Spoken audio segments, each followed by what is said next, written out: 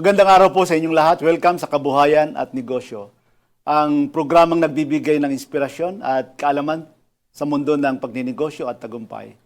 Ngayong araw po, makikilala natin ang isang negosyanteng nagpatunay na ang tagumpay ay hindi lamang nakukuha sa diploma, kundi sa tapang, diskarte at paniniwala sa sarili.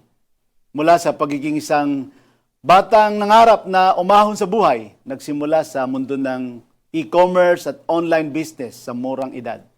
At sa pamamagitan ng kanyang sipag, determinasyon at nagpatayo ng maraming negosyo mula sa simula. Siya rin ang CEO at founder ng Frank Media, isang digital media at entrepreneurship education company na nakatulong sa libu-libong Pilipino na natutong kumita online. Kilala rin siyang sa kanyang advocacy na Diskarte Beats Diploma, na nagbubukas ng isipan ng maraming kabataan na posibleng ang tagumpay kahit walang malaking puhunan, koneksyon o degree. Isang digital entrepreneur, content creator at inspirasyon sa bagong henerasyon. Walang iba kundi si Mr. Franklin Miano, CEO at founder ng Frank Media. Welcome, Franklin, dito sa Kabuhayan at Negosyo. Welcome po. Oo, thank you. Nice to meet you po, Yusek. Oo, at nagulat naman ako, ang iyong daddy ay napakatalik kong kaibigan, si Attorney Flor Miano, na napakagaling na abogado. Welcome po sa Kabuhayan at Salamat po sa Negosyo. pag-invite. Si Franklin po ay nakilala ko sa social media rin at napakasikat ito na vlogger, content creator at magaling na negosyante. Pero siguro, Frank, ikaw na ang magkwento kung sino ba si Franklin Miano. Salamat po, Yusek. So sa mga hindi po nakakaalam sa kwento ko po, is nagsimula po ako kasi magnegosyo ng very, very young. Nagsimula ako magnegosyo is mga 12 years old. Noong una is hindi ko alam na negosyo pala yung ginagawa ko. Kasi ang nangyari is, sikat kasi sa social media dati, yung mga kapanuhan na mga bata pa kami noon, is nagpapagawa mga cover photo yung mga kaibigan ko. Like, ang tawag nila doon dati is Facebook photo banner. So, nagpagawa ko sa ate ko na graphic designer, na nag-aral pa lang maging graphic designer. Tapos, in-upload ko siya sa Facebook ko. Mga kaklase ko nainggit sa akin. So, sabi nila sa akin, saan mo nagawa yan? Sabi ko, ako gumawa nito, ganyan-ganyan. Tapos, ang ginawa nila, uy, gusto ko rin ng ganyan, pwede bang pagawa ko sa'yo? So, nagbigay sila sa akin ng 50 pesos, tapos binigyan ko yung ate ko ng 20 pesos. Siya yung pinagawang ko. Hindi ko na-realize na kumita ako ng 30 pesos nung 12 years old ako. Hindi ko alam na negosyo na pala yung ginagawa ko. And then, after nun, ng pagdating ng bandang, ng high school po ako, bago ako mag-high school, grade 6 to papunta sa high school, papunta ako dun sa, pauwi na po ako, nag-commute lang po ako na papunta sa bahay po namin. Tapos meron po nakita na nagbebenta po ng sapatos na gustong-gusto kong sapatos. At nakita ko is nasa 1,500. Pumunta po ako sa online, tinignan ko, baka mas mura, baka sakaling mas mura sa online. So sinearch ko po is nasa 2,500. Sabi ko, ba't mas mahal sa online? Di ba dapat mas mura? Mas tinanong ko, nakipag-negotiate pa ako, 2,500 lang daw po talaga. So naisip ko, di bili na lang ako dito. So ang ginawa ko, kaysa bumili ako doon, ang ginawa ko, nag-post ako online. Sabi ko, for sale, gantong sapatos. Pumunta muna ako sa labasan, pinicturean ko muna yung sapatos. Tapos binenta ko siya sa online. Meron akong nakuha na 2 buyer, and then yung kinita ko doon, pinambili ko ng sapatos. So in short, nakuha ko yung sapatos ko na wala akong nilalabas na puhunan. Nakita ko lang yung demand online. At doon na rin nagsimula na, okay, so kung kumita ako at nakabili ko na yung dream shoes ko, kasi nagbabasketball po ako dati, sabi ko, gusto ko naman ng damit. So ganoon din yung nangyari. Magkano yung damit dito, magkano damit online. Tutubuan ko, tapos yung kikitain ko, pambili ko ng damit. Hanggat nakumpleto ko na yung pang-basketball ko, na may bag na ako, meron na akong mga arm sleeve, mga leg sleeve, meron din akong sapatos. Hanggat makumpleto ko, doon ko na-realize na, ba't ako titigil para lang makumpleto lang yung panglaro ko. Pas ginawa ko na siyang negosyo.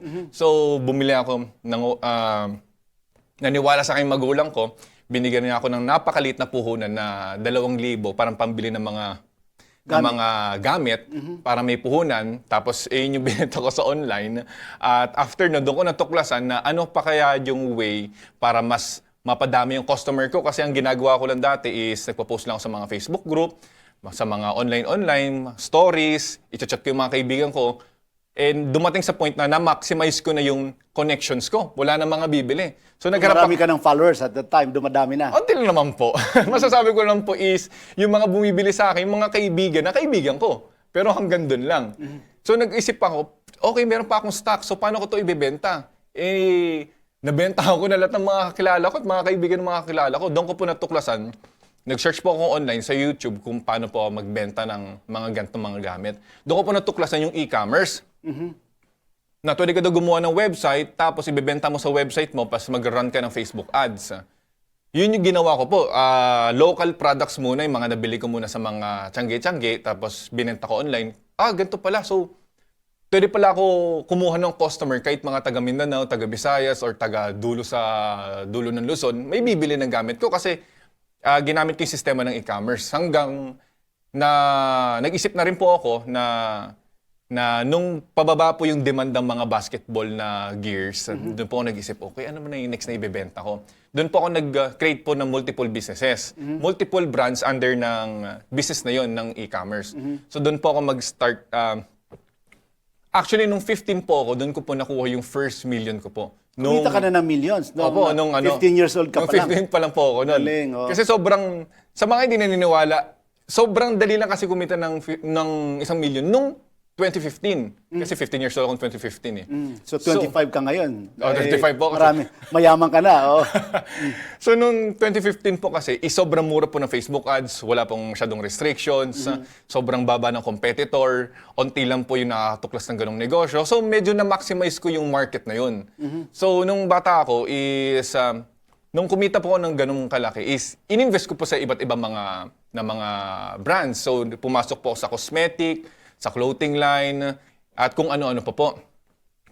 Noon dumating po ako ng mga high school, doon po ako nag-focus ng mag-create ng, yun nga, ng Vivid Smile, yung painted whitening product ko. Multiple brands po siya, hindi po siya yung parang na binili ko lang sa Divisoria, tapos binenta ko sa online. Hindi po, talagang nag-contact po ako sa China, tapos nag-formulate po kami ng mga bagay at basta in short po is very customized po to, hindi lang po to parang resell lang sa online. Napakaganda ng kwento mo, Franklin. Sa murang edad ay kumita ka na ng milyon. Pero bago natin pag-usapan tuloy-tuloy yung journey mo sa business, personally, kilala ko yung daddy mo, magaling na abogado, si Attorney Flor, no? Ano ba ang situation sa pamilya ninyo habang ikaw ay lumalaki? May mga pagsubok ba kayong pinagdaanan? Si daddy mo bilang magaling na abogado, ikaw ba ay spoiled at siya ba ay nagbigay sa'yo ng malaking break or malaking puhunan para mag-umpisa ka ng maraming negosyo, Frank? Actually po is i-credit ko po lahat ng success ko po ito para sa dalawa ko pong magulang. Mas lalo po sa tatay ko kasi kung hindi po dahil sa tatay ko is hindi po ako magiging ganito kung ano meron po ako ngayon. Ang binigay niya po sa akin, ang pinakamagandang lesson na binigay niya po sa akin is ang pera is pinaghihirapan. Ang pera is hindi lang sinusubo yan. Ang pera hindi yan tumutubo sa puno. Ayun po yung favorite line ng aking magulang. Mas lalo po aking nanay. Okay. Hindi tumutubo ang pera sa puno, ganyan-ganyan. Kailangan pinaghihirapan. So, hindi po ako nila in-spoiled po na... Kasi ang expectation ng mga tao, hindi, naging successful yun si Franklin kasi anak niya ng abogado, anak niya ng kilalang abogado, ganyan-ganyan. Pero para po sa akin is, hindi ko po nga na-feel na mayaman kami, na meron pala kaming pera eh. Ang pina-feel po sa akin is, kung may gusto ka, dumiskarte ka. Tapos doon ko po natuklasan na sa batang edad na kung meron akong gustong bilhin, is kailangan ko dumiskarte. Natuklasan ko po yan nung high school po ako noon. Mga klase ko po, sa private school po kami, mga klase ko bumibili sa kantin, bumibili sila jungle juice, yung mga malalaking juice, kumakain sila. Pas ako, is 50 pesos lang yung baong ko. High school na ako, sabi ko, bakit ganito? Hindi ka siya. So parang naiinggit ka sa mga kaklase mo. Nainggit po ako. Pero po, well provided po ako. Meron po akong inumin, meron po akong lunch. provided po lahat. Kaso nga po, syempre yung Kulang yung extra money na baon mo. pangluho po, parang ganun. Parang paano ako magko-computer shop kung 50 pesos lang paano ako bibili po ng yun nga po ng quick man lang sa kalsada kung ubos na kagad sa recess pa lang. So doon po ako dumiskarte na nainggit po ako sa mga kaibigan ko na after ng school, naglalaro sila, nagba-basketball or nag-computer shop. Tapos ako, diretso na po ako uwi kasi sakto lang 50 sa lunch, sa recess, pas sa commute pa uwi. So, dahil po sa kanila, doon po ako, ayun po yung naging reason ko bakit ako naging madiskarte nung bata ako. Nung bata ka ba, ano yung pangarap mo maging paglaki mo? Gusto mo rin ba maging abogado katulad ng daddy mo? Or ano yung mga inspiration mo na naka-impluensya sa'yo na ako ay papasok sa negosyo at secondary na lang sa'yo yung edukasyon? Actually po, para po sa akin is mahalaga naman din po yung edukasyon. Yung sinasabi ko po sa social media na diskarte beats diploma kasi halos lahat naman po in reality po, lahat mo naman talaga ng mga, kahit mga nagtapos or hindi mga nagtapos, dadaan pa rin talaga sila sa pagiging madiskarte para umangat sa buhay. Hindi porkit nakapagtapos ka, is magiging successful ka na kagad sa buhay. Lagi mo pa rin, kahit nga sabihin natin empleyado ka, kailangan mo dumiskarte para ma-promote ka. Kung ikaw ay isang negosyante, kailangan mo dumiskarte para maging successful ka. Kung ikaw ay isang estudyante, kailangan mo dumiskarte para graduate ka. Lahat dumadaan sa diskarte para makuha yung goal. So, ako po is, I'm a believer na kailangan palagi mag-aral ng isang tao. Para po sa akin is mahalaga ang edukasyon. Pero, hindi ko po sinasabi na kapag sinabi kong diskarte is wala nang kwentang edukasyon. Actually po, is naniniwala ako na sa mga kabataan na nagsasabi na hindi mag-drop na ako kasi wala daw kwento yung edukasyon, ganyan-ganyan. Para po sa akin is hindi naman po ito nagtatapos yung sa diskarte kasama yung pag-aaral eh. Kasi para dumiskarte ka, kailan mo may pag-aralan, kailan mo mag-aral kung paano dumiskarte. So mag-aral ka pa rin. So yung mga nagsasabi kasi na ayoko na mag-aral. Gusto ko na dumiskarte. Mali naman yon. Mali naman po kasi hindi po nila alam. Pag diskarte, aral pa rin yun.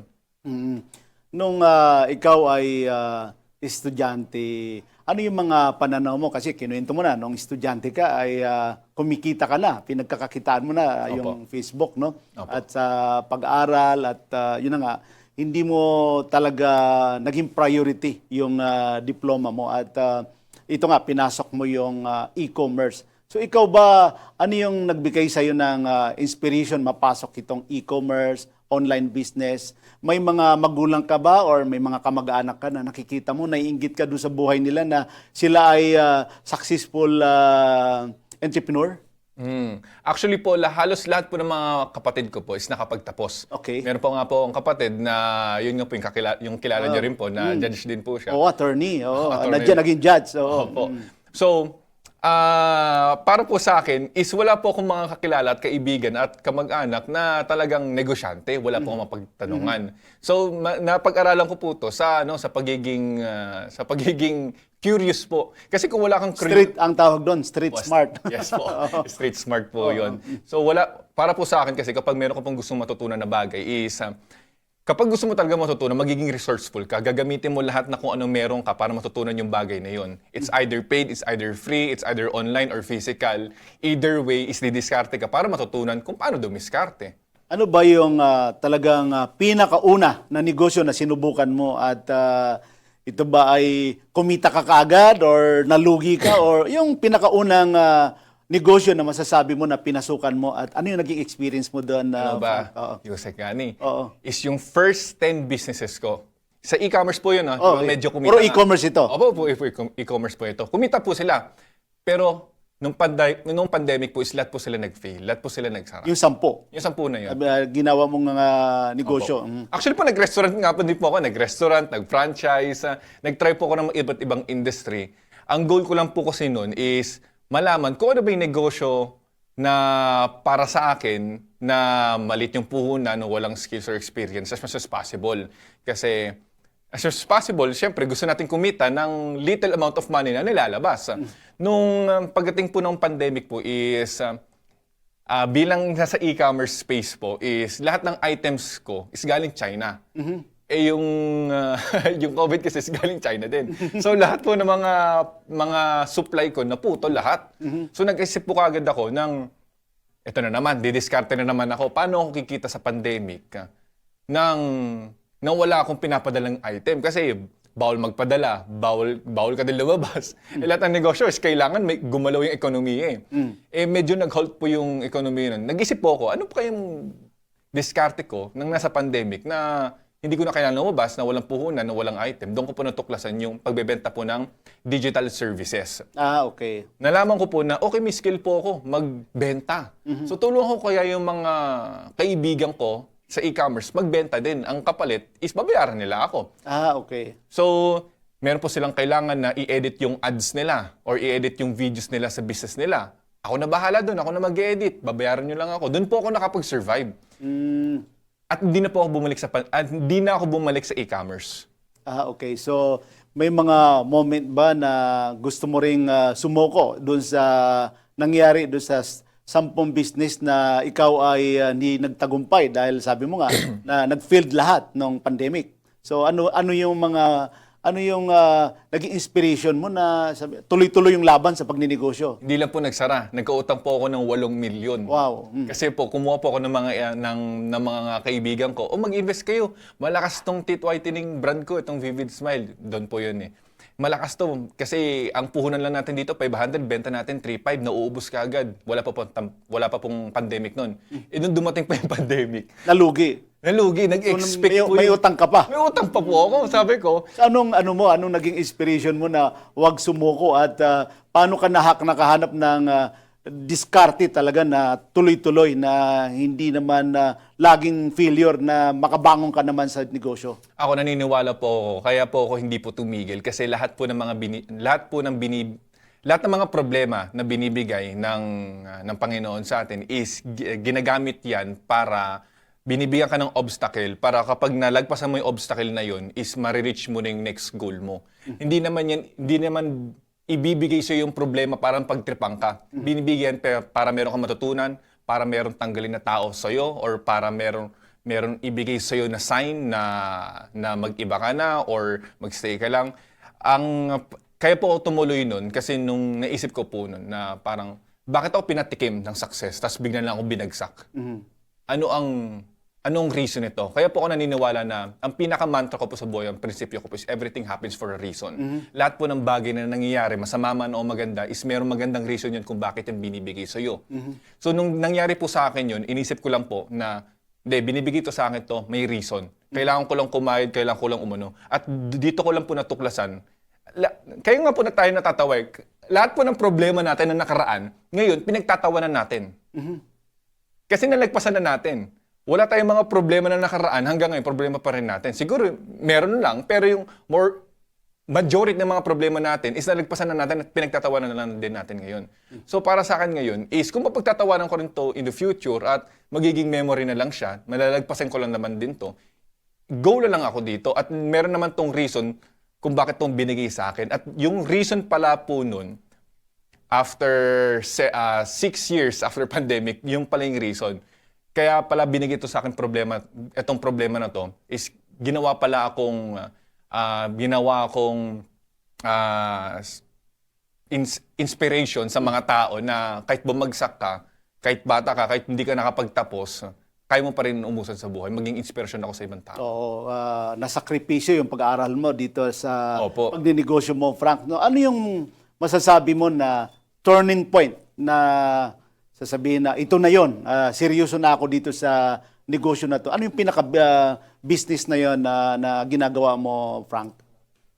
Yung pinaka-turning point ko po is yun nga po, is yung ginawa ko po yung Frank Media. Frank Media po is selling digital services sa mga tao. Kasi kapag nagbebenta po ako ng mga products sa teeth whitening kit and everything, kahit yung mga clothing line, restaurant, okay naman po yung mga negosyo na yun. Kaya ko po sila sinara.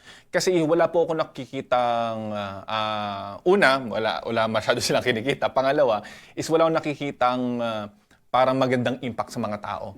Nung binil ko pa yung Frank Media po, yung magbenta po ng digital services sa mga tao, is tinutulungan ko sila mag-grow ng business, tinutulungan ko sila mag-grow ng personal brand, na sa digital marketing services or etc. is doon ko nakita na yung impact ko is nag-grow yung business nila. Dahil nag-grow yung business nila, nakapag-hire sila ng more people. If they hire more people, lalaki yung economy na sa ng Negosyo Pilipinas. nila, nakaka-create na sila ng mga job opportunity. Nakakatulong sila dun sa business nila, no? Po. Kaya ito yung naging turning point ko po, yung sa digital marketing services. Oo. Sinasabi na naging milyonary ka sa murang edad. Paano ba nagbago ang buhay mo rito, Frank? Pero bago mo sagutin yan, magbe-break muna tayo. At mga kanegosyo, mga kasosyo, wag po kayo alis. Magbabalik po ang kabuhayan at negosyo.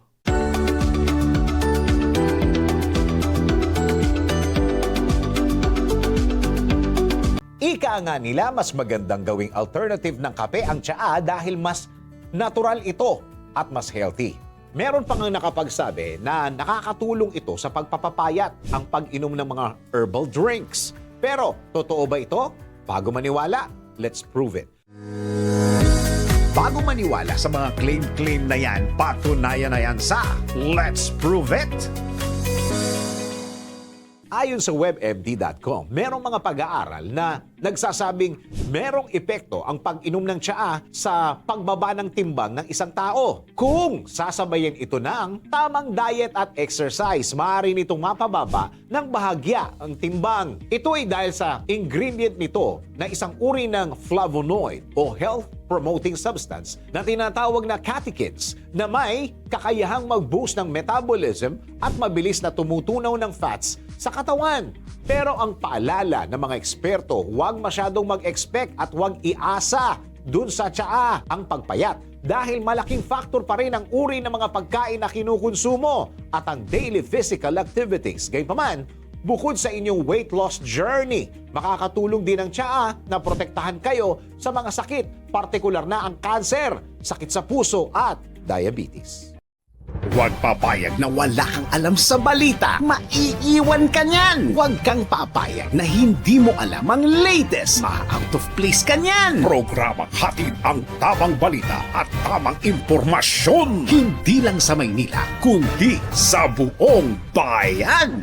Ronda Pilipinas. Pinakabago at pinaka-updated na mga pangyayari ihahatid live. Ronda Pilipinas.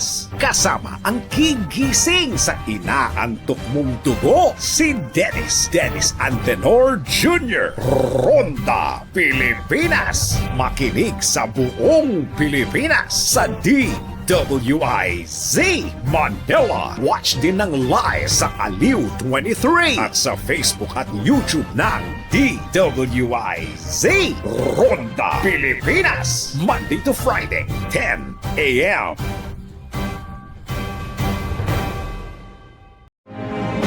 Alamin kung bawal o hindi. Dahil kung di mo alam to, kaso ang kakaharapin mo sa NBI. Nako, bawal ito.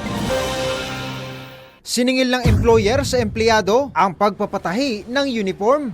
Nako, bawal ito. Kagaya ng pagiging isang estudyante. Sa trabaho ay mayroon ding uniforme. Ngunit paano kung nirequire mag-uniform ang lahat ng empleyado tapos ikakaltas ang pinagpagawa nito sa kanilang sweldo? Nako, alam mo bang labag sa batas yan? Malinaw sa Labor Advisory No. 11, Series of 2014 ng Department of Labor and Employment na hindi maaaring ikaltas sa sweldo o pabayaran ng employer sa kanilang mga empleyado ang uniform ng kumpanya. Nakasaad sa batas na ang iba't ibang bagay na ikakaltas sa sahod ng isang empleyado tulad ng cash deposits for loss or damage, personal protective equipment o PPE, uniform o training fee ay tinatawag na unauthorized deductions. In short, dapat sagot ng kumpanya dahil gagamitin ito para sa trabaho. Kaya sa mga employer, ang bayad sa pagpapagawa ng uniform ay dapat kayo ang mag-shoulder para hindi kayo masabihan ng, nako,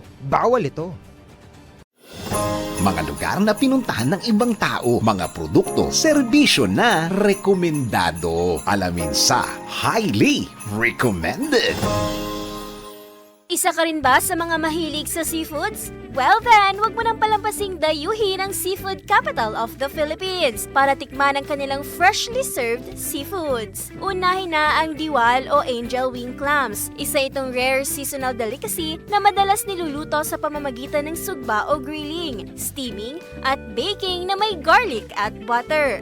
Sunod naman ang sizzling gambas, isang shrimp dish na niluto sa garlic-infused spicy sauce. Perfect ito gawing pulutan, appetizer, o kahit main dish. Tikman na rin ang kakaibang bersyon ng lalawigan ng kare-kare dahil ang kare-kare nila ay puro seafoods, kagaya ng prawns, squid, at isda. Narito naman ang pansit capis na punong-puno ng fresh seafood at hinaluan din ng gulay. Kaya ano pa ang hinihintay nyo? Tara na at tikman ang mga pagkain sa lalawigan ng Capiz. At yan ang ating highly recommended.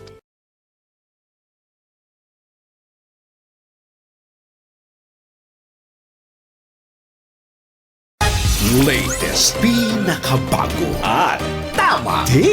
DWIZ News Catch Up. News Catch Up. Pilipinas, narito na ang tamang balita sa oras na ito. Binatikos ni Kabataan Party List Representative Rene Co si Interior Secretary John Vic Remulla sa mungkahin nitong buwagin na ang sangguniang kabataan dahil sa katiwalaan na kinasangkutan ng dalawang SK chairman sa Makati City. Ayon kay Representative Co, maituturing na hipokrito ang gobyerno na tatanggalan ng espasyong mamuno ang mga kabataan dahil sa korupsyon habang nagbubulag-bulagan sa matagal ng sistema ng korupsyon sa pamahalaan. Tila nilalahat-an niya ni Secretary Remulla ang SK officials gayong dalawa lamang sa mahigit 42,000 SK chairman sa buong bansa ang sinasangkot sa katiwalian. Iginiit ng kongresista na dapat buwagin ang matagal na nilang itinutulak na political dynasty.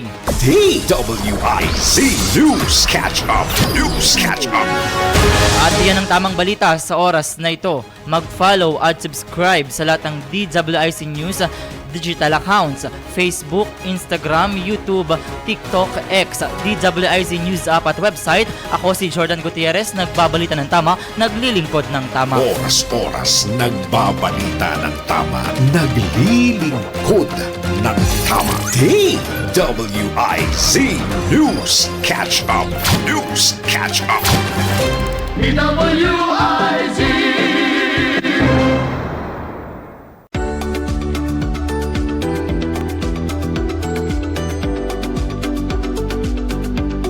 Nandito pa rin po kami ni Frank sa Kabuhayan at Negosyo at papasalamat din ako kay Brian at na-connect tayo. At kanina, Frank, sinasabi na naging milyonaryo ka sa napakamurang edad at paano ba nagbago ang buhay mo dito? At saka ano yung negosyo dito na talagang nagbigay sa'yo ng milyones na kita, Frank? I-share natin sa mga kasosyo natin, mga kanegosyo natin. Kusan po ako talaga todo po na kumita po, pumaldo sa mga kabataan. Yes. Ang tawag nila is dito po sa pagbibigay po ng knowledge po sa ibang tao. Dalawa po kasi yung business model ko po pagdating po sa ngayon po sa ginagawa ko is we provide digital marketing services at we teach people kung paano to ginagawa. Kasi nagtuturo din po ako sa ibang mga tao at meron po ako 25,000 students po ngayon online na tinuturuan ko po sila kung paano mag-start ng agency or mas kilalang digital middleman ang tinatawag. Kasi ang kakala ng iba, para mag-start ka ng agency or magbenta ka ng services, kailangan ka marunong sa services na yon. Ang lagi ko naman sinasabi sa kanila, kung magtatayo ka ba ng barbershop, kailangan mo ba ikaw yung pinakamarunong na barbero sa buong mundo? Hindi naman. Kailangan mo lang maghanap ng pwesto at maghanap ng barbero para gumupit. Ayun din yung sinabi ko sa kanila. Kasi nagsimula po ako magkaroon po ng agency or ng digital marketing agency is nung meron po akong mga kaibigan na tinuruan ko po sila at binigyan ko sila ng budget para matuto. Tapos kinuha ko po sila para magtrabaho po sa akin. So, ayun yung tinuturo ko po sa mga tao ngayon kung paano kumuha ng empleyado, paano yung kontrata, paano kumuha ng kliyente, local or international. At yung iba po is libre ko po sila. Meron po ako mga scholar, meron po akong Actually, yung pinaka-most viewed video ko po is meron akong 1 hour free tutorial po sa online na isa siyang libreng gabay para sa mga tao para makapagsimula kagad na wala silang babayaran na ₱1. At yung mga iba naman is nagbabayad naman sa akin para turuan ko sila by hand kung paano to gawin step by step. So, dalawa po yung negosyo is educational business po at yung digital marketing services po na ino-offer ko po sa international. Hindi na po ako bumalik sa e-commerce kasi nakita ko po yung scalability ng digital marketing services is sobrang laki po. Ano ba ang naging malaking hamon sa iyo, Frank, na naranasan mo nung ikaw ay lumalaki dito sa digital marketing agency na naging negosyo mo? Pinakamalaking Hamon. Hamon po na binigay po sa akin is nung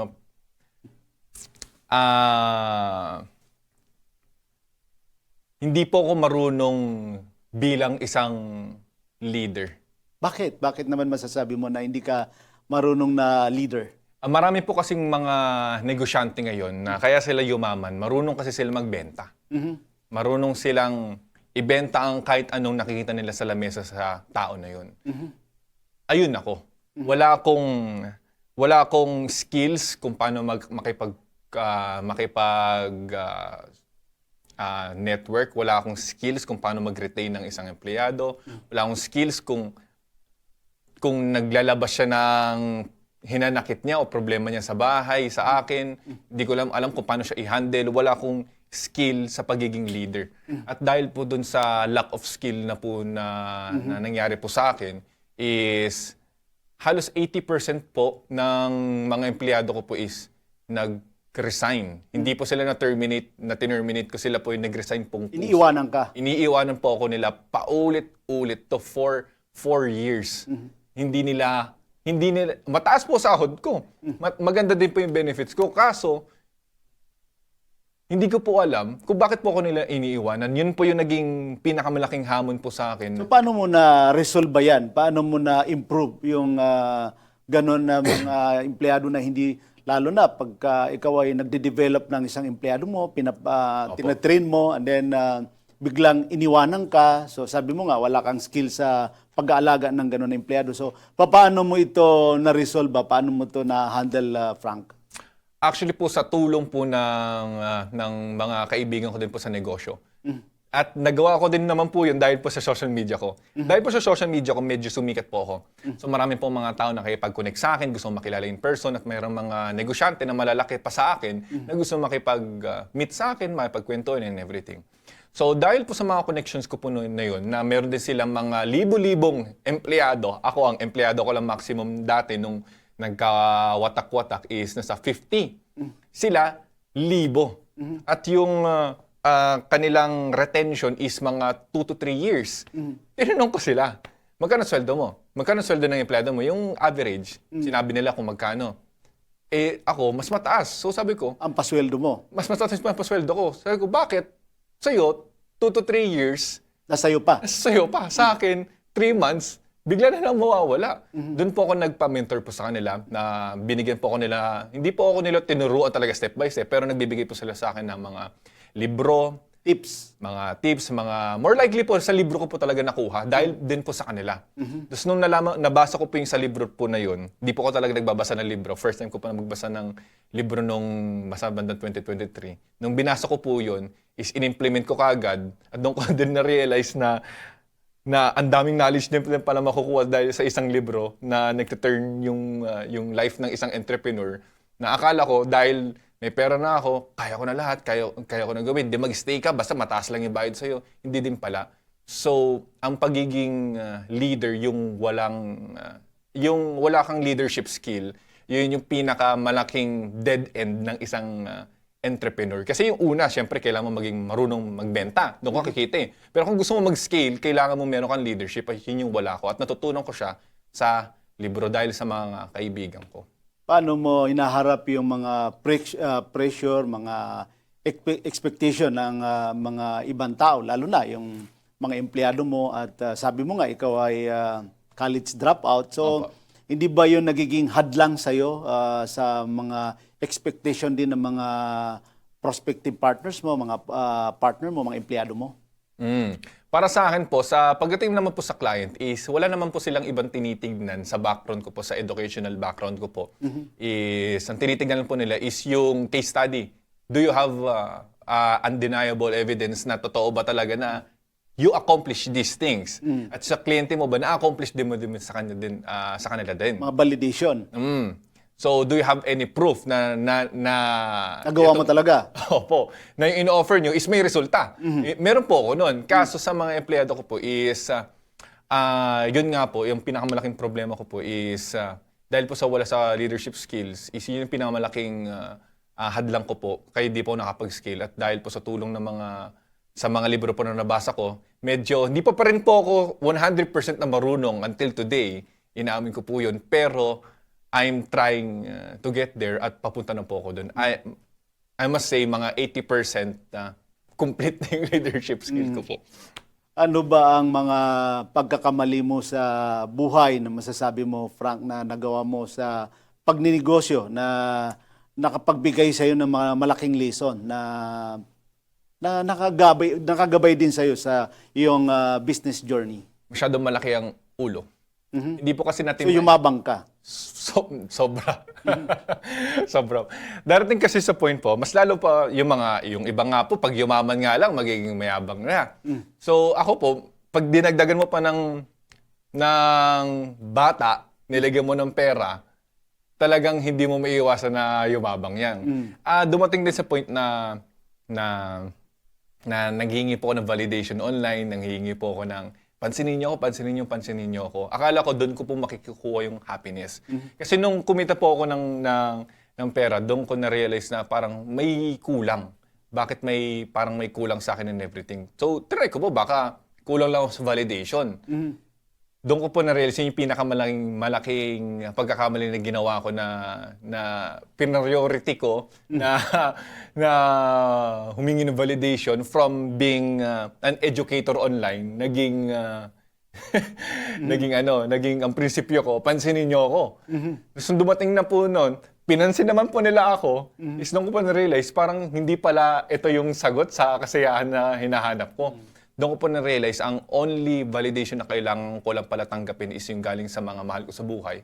Kasi majority naman po ng mga nagkikriticize sa mga taong katulad ko at sa mga batang negosyante din is yung mga taong hindi din sila kilala ng lubusan. Tama. So, doon po nag-switch sa tingin ko po is yung pinakamalaking advice ko sa mga tao is kapag umano ka, medyo prumeno ka sa pagkuhingi ng validation. So, kailangan pa rin talaga yung magiging humble ka kung ano man yung naabot mo, Frank. Oo naman po. Oo. At ikaw ay kilalang-kilala sa linyang diskarte, bits diploma. At talagang diyan ka masyado nakilala, yung mantra mo sa buhay. Pero pag-usapan po natin yan, Frank, sa pagbabalik po ng kabuhayan at negosyo.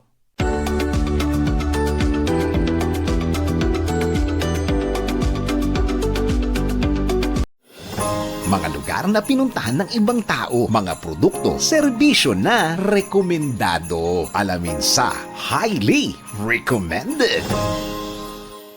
Kung naghahanap ka ng lugar na pupuntahan para mag-unwind, huwag nang palampasin ang probinsya ng Catanduanes dahil ang tanawin dito ay tila mula sa isang panaginip. Simulan na sa Caglipa Rolling Hills. Matatanaw dito ang malawak na berdeng burol habang dinadamdam ang malamig na simoy ng hangin. Isunod na ang Bote Lighthouse. Isa itong makasaysayang lighthouse na itinayo pa noong Spanish colonial period para magsilbing gabay ng mga mangingisda.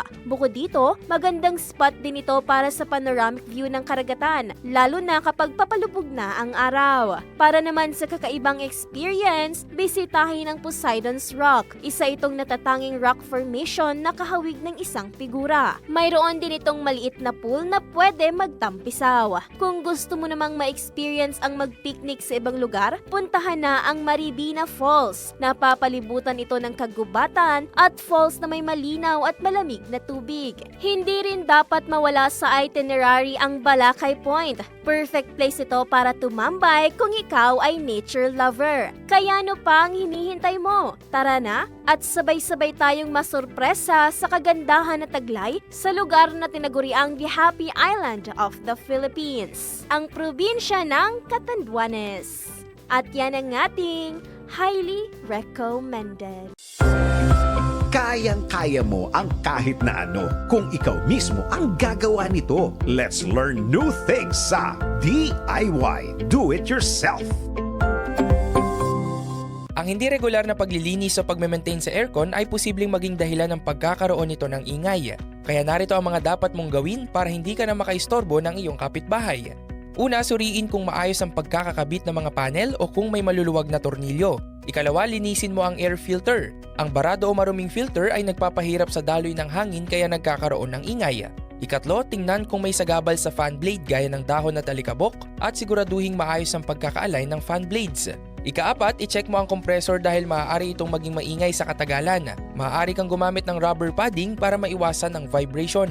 Ikalima, kumonsulta ka na sa technician kung may iba ka pang tunog na naririnig mula sa inyong aircon. Gets mo ba? Sige nga, do it yourself. Walang yumayaman sa pagiging empleyado lang. Dapat lahat tayo nagninegosyo. Timing! Narito ang isang programang magbibigay ng tamang gabay sa pagnenegosyo. Pakinggan at panoorin ang mga ekspertong magiging guest dito. Isang show para sa negosyo. DWIZ Negosyo! Kasama sina Lito Gagni at Jerry Orbina. Pakinggan ng live sa DWIZ. Panoorin ng live sa Aliw 23. At i-follow sa lahat ng digital channels ng DWIZ, Facebook, YouTube, at DWIZ News App. Huwag munang magplano, huwag munang sasabak, huwag munang papasok sa negosyo nang hindi napapanood ang show na Negosyo.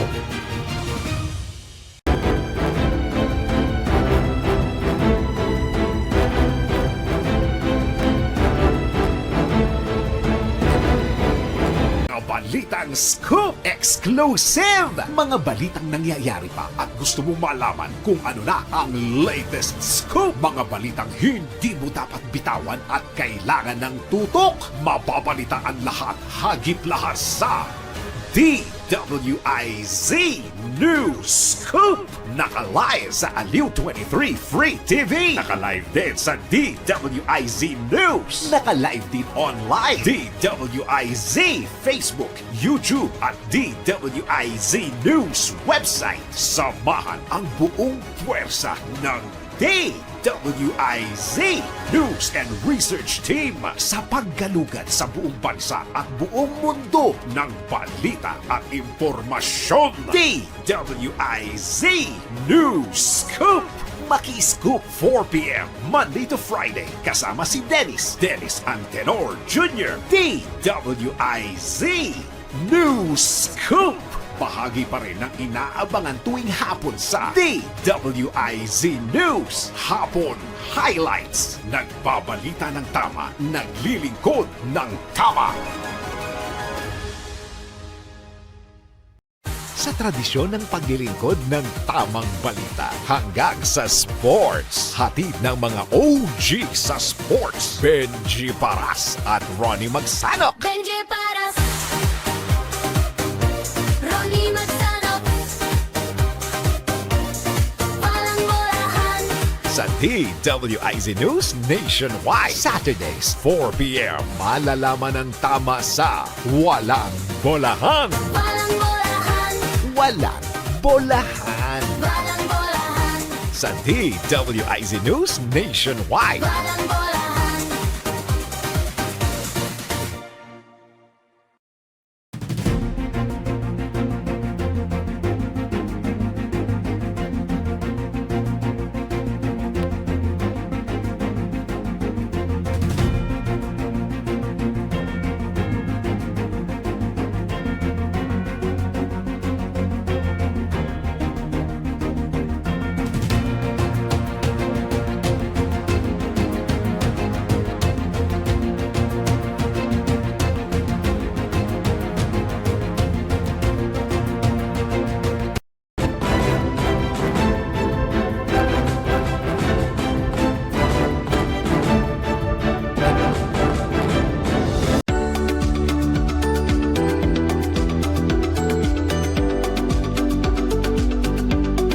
Nandito pa rin po kami, mga kasosyo, mga kanegosyo sa kabuhayan at negosyo. Frank, ikaw ay kilalang-kilala dito sa linyang Diskarte Bits Diploma. Saan ba ito nanggaling? Ikaw ba naging inspiration mo to dahil sabi mo nga, aminado ka naman na college dropout ka. Opo. And di naman po ako sobrang proud na dropout ako, pero proud po ako na kahit wala po akong diploma is na-accomplish ko tong mga bagay na to. Kaya ko lang po nasimulan yung diskarte at diploma pa. Una po is, meron po kasi akong podcast. So, naghanap po ako ng mga tanong na masasabi nating very debatable to sa comment section. Kasi wala naman po tamang sagot talaga. Is yung tamang sagot is depende sa sitwasyon ng isang tao. Hindi naman po pwede natin sabihin na di, mag-drop ka na, wala nang kwenta yan. So, dumating po sa point na tinanong ko po yun sa mga guests ko at gumawa rin po ako ng content nun at naging very controversial po siya ng mga bandang 2022 at 2023. Sobrang kumalat pa yun sa buong Pilipinas hanggang marami pong mga iba is na nagkaroon ng mga haters, yung iba is nagkaroon ng mga hateful comments, yung iba O is... yung dinidistinguish mo yung kahalagaan ng Yes. diskarte o education. Opo. Yung iba naman po is medyo nami-misinterpret. So, kaya ko lang po yun nilabas. Gusto ko rin din, kaya ko rin siya naging mantra sa buhay. Kasi nagiging hadlang siya sa mga sa mga dropouts at sa mga hindi nakapag-aral. Kasi sobrang dami ko pong kilala mga hindi nakapag-aral at lagi nilang sinasabi nila sa buhay na wala na ako mararating sa buhay ko. Kasi hindi ako nakapag-aral eh. Lagi ko naman sinasabi sa kanila, hindi kailangan mo lang dumiskarte. Oo, merong unfair advantage ang nakapagtapos. Yes, nandun na yun. Kasi pag nakapagtapos ka, meron kang credibility, meron kang communication skill, meron kang socialization skill, at marami ka pang skill na ma-obtain sa college. Pero hindi porket na wala ka nun, is hindi ka kikita, hindi ka ahon sa buhay. Ang kailangan mo lang naman ng skill is dumiskarte. Kasi sa pagdidiskarte is tatlo lang naman yan. Pagiging resourceful, pagiging curious, at pagiging very talagang kayod ka na hindi ka talaga titigil hanggat di mo makukuha yung gusto mo. So doon po nagsimula na gusto kong iparating sa mga taong mga nag-drop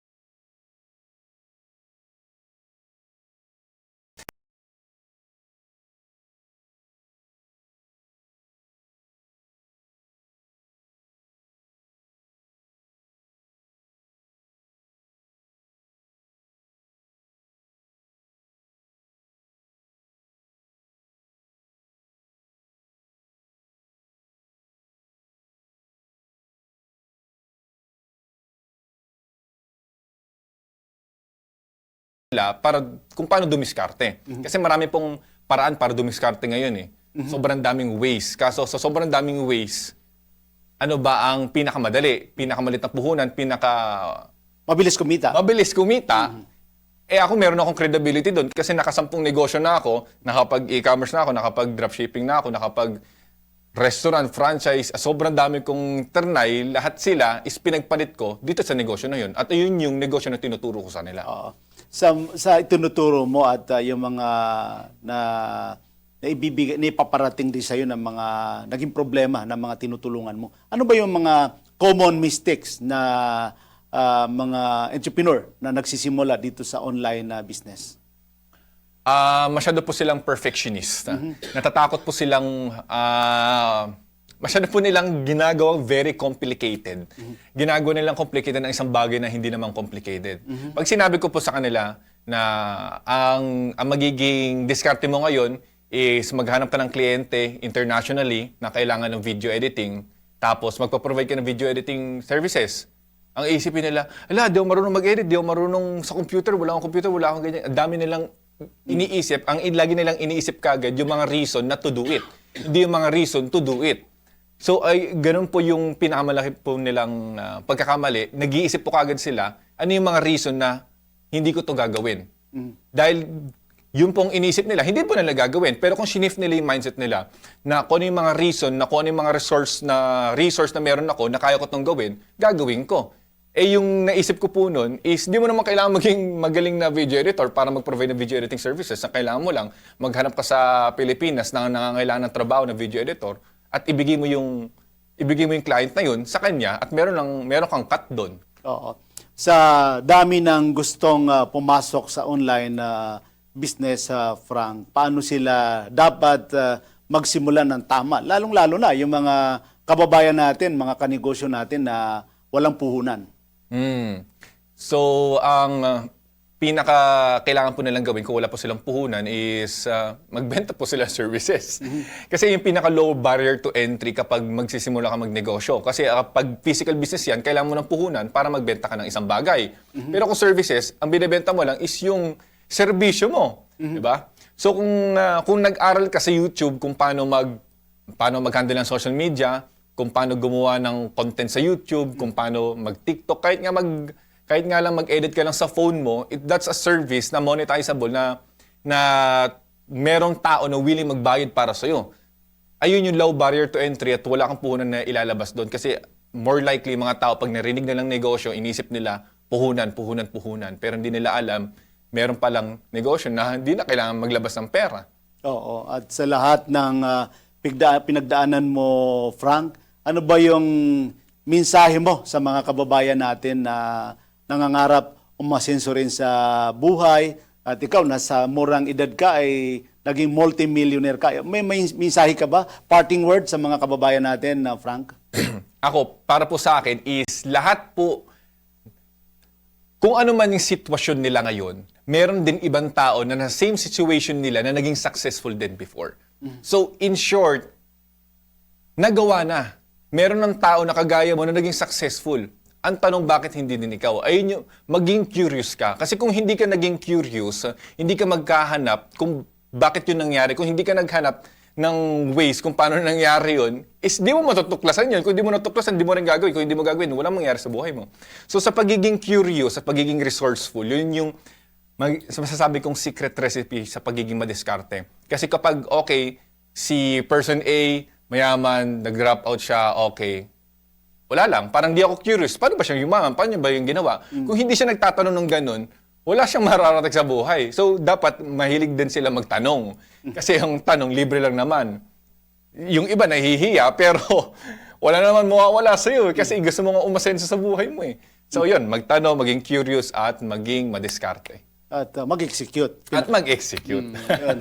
Maraming salamat sa iyo, Frank, at napakarami naming natutunan sa pagbabahagi mo ng iyong kwento, inspirasyon at mga aral sa mundo ng online business at pagninegosyo. Tunay na kahanga-hanga ang iyong dedikasyon na turuan at bigyang oportunidad ang mga Pilipino na kumita at umasenso sa pamamagitan ng diskarte at makabagong paraan. Sa ating pong mga taga-subaybay, naway naging inspirasyon natin ito si Frank upang tayo'y maging mas matapang, masipag at magbukas ng bagong oportunidad, lalo na sa mundo ng digital at online business. Naway nagsilbing alaala, ang tagumpay ay hindi lamang nasusukat sa diploma, kundi sa tiyaga, disiplina at tamang diskarte. Ako po si Gani Makatuman, nagpapaalam, nagpapasalamat. Patuloy po natin tangkilikin, suportahan ang mga negosyong Pilipino, lalo na ang nagbibigay ng bagong pag-asa at oportunidad sa kapwa. Para po sa mga hindi nakapanood, sa nakaraang episodes natin, maaari niyo pong balikan ang aking YouTube channel, Gani Makatuman, at aking Facebook page, Gani Makatuman, Kabuhayan at Negosyo. Huwag po nating kalimutan mag-like, subscribe at i-follow na rin natin para sa mga bagong episodes at update. We at Kabuhayan at Negosyo are one with the government in our commitment to help Filipino entrepreneurs improve their lives. Lagi po nating tandaan, kahit anumang sakuna, kahit anumang problema, kayang-kaya natin ito. Maraming salamat po.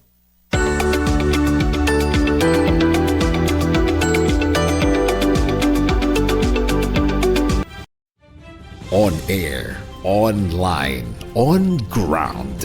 Tama ang balita, tama ang paglilingkod.